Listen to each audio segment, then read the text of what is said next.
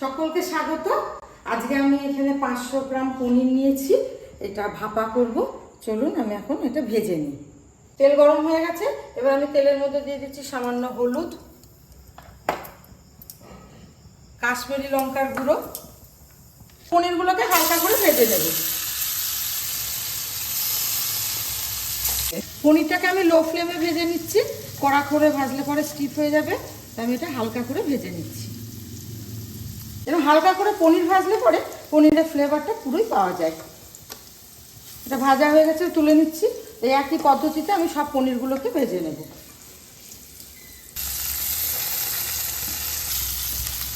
সব পনির কটা হালকা করে ভাজা হয়ে গেছে। এবার আমি পনির ভাপার গ্রেভি বানিয়ে নেব। তার জন্য এখানে মশলা নিয়েছি 2 চামচ কালো সর্ষে, কিশমিশ নিয়েছি 10 গ্রাম, পোস্ত নিয়েছি 3 চামচ ছোট চামচে, কাজু নিয়েছি 10 গ্রাম, লবণ নিয়েছি আর 3টে কাঁচা লঙ্কা নিয়েছি। এটাকে এবার আমি পেস্ট বানিয়ে নেব। সব একসঙ্গে দিয়ে পেস্ট বানিয়ে নেব। সামান্য জল দিয়ে এটাকে পেস্ট করে নেব। বন্ধুরা দেখুন, এখানে পনির ভাপার জন্য এই পেস্টটা রেডি হয়ে গেছে। এবার আমি এইরকম এই টিফিন বক্সে এই পনিরগুলোকে সাজিয়ে নেব।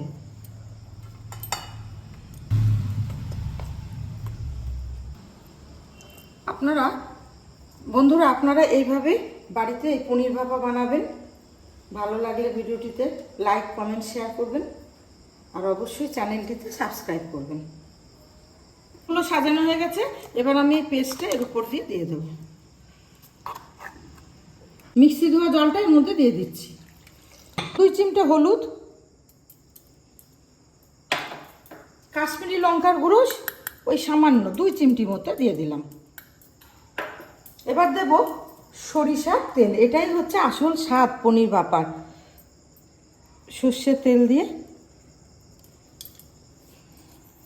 মশলাগুলোকে পনিরের সঙ্গে ভালোভাবে মিশিয়ে নেব।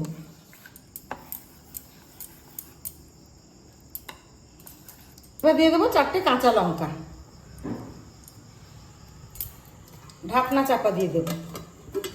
কড়াইয়ে জল গরম হয়ে গেছে, এবার পনিরটাকে ভাপিয়ে নেবো।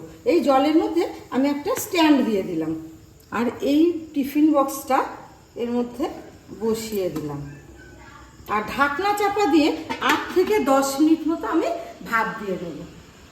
10 মিনিট হয়ে গেছে, আমি চলে আসলাম।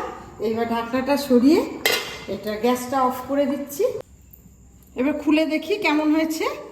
দেখুন বন্ধুরা, কি সুন্দর পনির ভাপা হয়েছে। আর গরমের দিনে চটজলদি এভাবে পনির ভাপা করলে পরে রান্নাঘরে বেশিক্ষণ থাকতেও হবে না আর খেতেও খুব সুস্বাদু হবে। ভিডিওটি ভালো লাগলে লাইক, কমেন্ট, শেয়ার করবেন আর অবশ্যই চ্যানেলটিতে সাবস্ক্রাইব করবেন। আজকের মতো এখানে শেষ করি। আপনারা সুস্থ থাকুন, ভালো থাকুন। আবার দেখা হবে নেক্সট ব্লগে।